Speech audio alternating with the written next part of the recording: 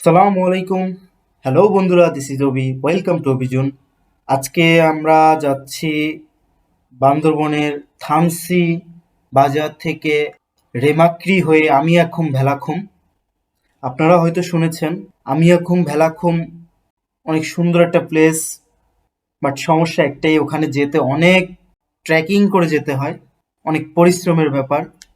তারপরও এত কষ্টের পর যখন পরিশেষে আপনার সৌন্দর্যটা আপনি উপভোগ করতে পারবেন, সেই আনন্দ বলে বোঝানো দায়।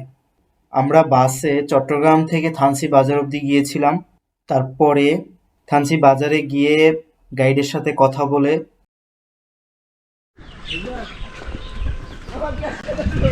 হ্যালো গাইস, এখন আমরা থানসি থানাতে গিয়ে আমাদের ন্যাশনাল আইডি কার্ড জমা দিয়ে ওখানে নাম এন্ট্রি করে নিতে হবে।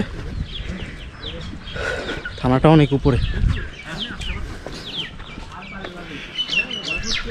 থানসি থানা থেকে পুলিশ ক্লিয়ারেন্স নিয়ে তারপর আমরা যাত্রা শুরু করি সাঙ্গু নদী ধরে।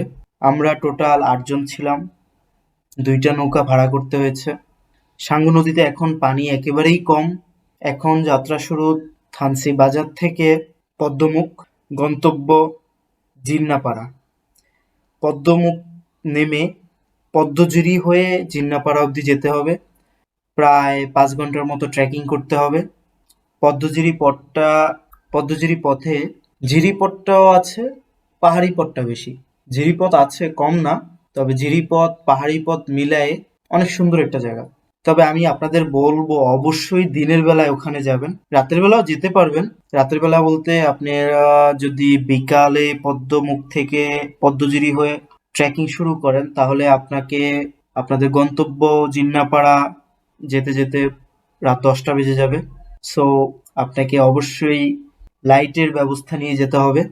আর এত ভিতরে যেতে হবে যেখানে আপনার মোবাইলের কোনো সিগন্যাল থাকবে না, কোনো নেটওয়ার্ক থাকবে না। অবশ্যই যাওয়ার আগে আপনার পরিবারদের বলে যাবেন যে আপনি এত ভিতরে যাচ্ছেন, মোবাইলের নেটওয়ার্ক থাকবে না। আমাদের পুরা 3 দিনের যাত্রা। এখানে যেতে হলে আপনাকে অবশ্যই একজন গাইড নিয়ে যেতে হবে, না হলে প্রশাসন আপনাকে যেতে অনুমতি দিবে না। তাহলে কথা আর বাড়াবো না, আপনারা ভিডিওটা উপভোগ করুন। আর আমার চ্যানেলটা এখনো যারা সাবস্ক্রাইব করেন নাই, এখনই সাবস্ক্রাইব বাটনে ক্লিক করে দেন এবং পাশে থাকা বেল আইকনে ক্লিক করেন, যাতে পরবর্তী আপডেট সবার আগে আপনি পেয়ে যান।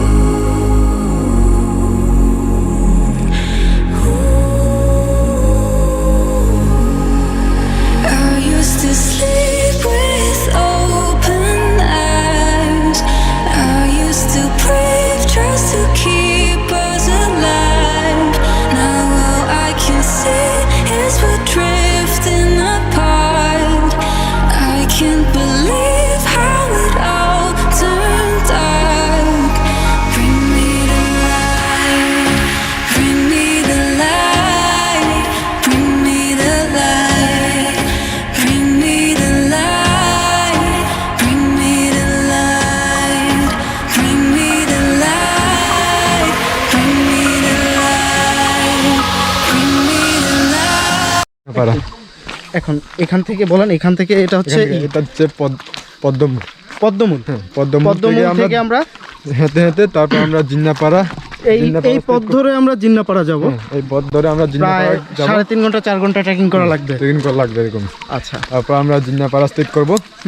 তারপর সকালবেলা আমরা ভাত টাত না হয় খিচুড়ি এরকম খেয়ে তারপর আমরা আমিয়াকুম যাব। আমিয়াকুম যাওয়ার সময় আমরা প্রথমে একটা পাহাড় ছিল, পাহাড় হচ্ছে দেবতা পাহাড় নেমে তারপর আমরা আমিয়াকুম দেখবো। আমিয়াকুম দেখে তারপর আমরা বেলাকুম, ছাদবেকুম, এই 3টা স্পট দেখা যাবে।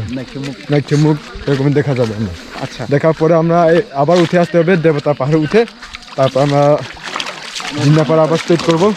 জিন্নাপাড়া আবার রাতে থাকবো। হ্যাঁ, এখানে রাতে না থাকলেও আবার এখানে থাকা যায়, কি বলে নাপাকুম আসবো। আবার আমরা রাতে, তারপর রাতে নাফাকুম ঘুমিয়ে তারপর সকালে আবার ফিরে আসবো 20 তারিখ রেমাকড়ি খাল পৌঁছার পরে, তারপরে নৌকা নেব। এই পথ দিয়ে আবার ফিরে যাব? পথ দিয়ে না, অন্য পথ দিয়ে আমরা চলে যাব।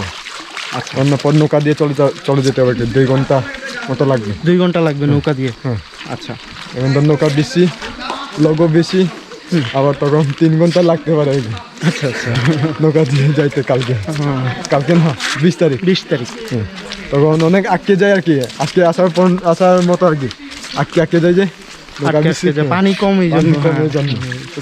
এরকম।